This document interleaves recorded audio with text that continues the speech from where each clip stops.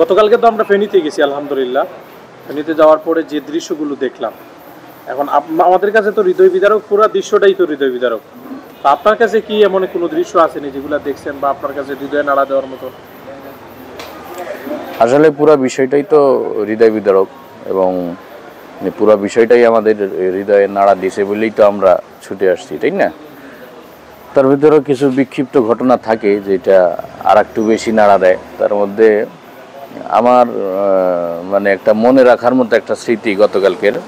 আমরা যখন ত্রাণ নিয়ে ভিতরে ঢুকলাম, ভিতরে ঢুকে আমরা ত্রাণ দিয়ে ফেরত আসছিলাম। আসার পর তো পানির ওই হাঁটু পর্যন্ত পানি, মাজা পর্যন্ত, বুক পর্যন্ত এরকম পানি দিয়ে তো প্রায় 8 কিলোর মতো, 7-8 কিলো হাঁটা লাগে। তা হেঁটে আসতে প্রথমে স্যান্ডেল পাই দিয়ে হাঁটতে কষ্ট, এই কারণে আমি মাঝে মধ্যে স্যান্ডেল খুলছি। আবার স্যান্ডেল খুললে আবার ওই খুয়ায় পায়ের তলায় গুতা লাগে, এই কারণে আবার স্যান্ডেল পাই দিই। এইভাবে আস্তে আস্তে হঠাৎ কিশোর বয়সী একটা মাদ্রাসার ছাত্র দেখলাম আসলো, এসে আমার হাত ধরে গল্প করতেছে, মানে চিনছে আমারে খান সাহেব। তাই গল্প করতে করতে আমার হাত ধরে হাঁটতেছে, আবার মানে রাহাবারি করতেছে যে এই জায়গা গর্ত আছে, সাবধানে, এই জায়গা খোয়া আছে।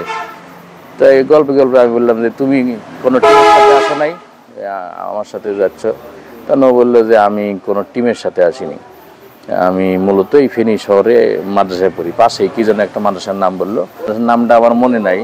তারপরে আমাকে যেটা বললো সেই কথাটা, সে বললো যে আমি এই 3 দিন ধরে আমি আমার পরিবারের খোঁজ পাচ্ছি না। মানে তার বাড়ি ওই যে এলাকাটায় আর কি আমাদের পৌঁছাইতে কষ্ট হয়, ওই ফুলগাজীর ওদিক, ফুলগাজী অথবা পাশে আর একটা এলাকা কি যেন নাম, মানে পাশে আর একটা গ্রাম আছে যে জায়গা আর কি কোনো ত্রাণের ট্রলার বোট পৌঁছাইতে পারতেছে না স্রোতের কারণে, ওই এলাকায় বাড়ি আর কি ওর।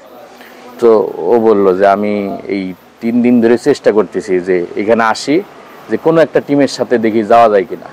তো দেখি যে কোনো টিমই ওদিক যায় না, অথবা কেউ ওদিকের উদ্দেশ্যে রওনা দিলে ওই টিমের আর পরে কোনো খোঁজ খবর পাই না।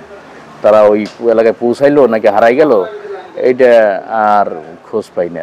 এই কারণে আমি প্রতিদিন আসি, আইসে মানুষজনের কাছে টাকা থাকলে যেমন সৎকার করে না, যে এই সৎকার উছিলাই যেন আমার আব্বা আম্মা পরিবার বিপদ থেকে হেফাজতে থাকে।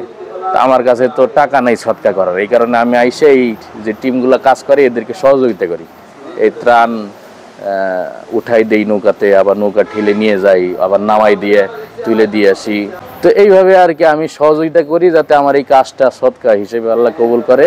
আর এই উসিলায় যেন আল্লাহ আমার পরিবার পরিজনকে হেফাজত করে, এই নিয়তে আমি প্রতিদিন আসি, আইসে খেদমত করি আর কি।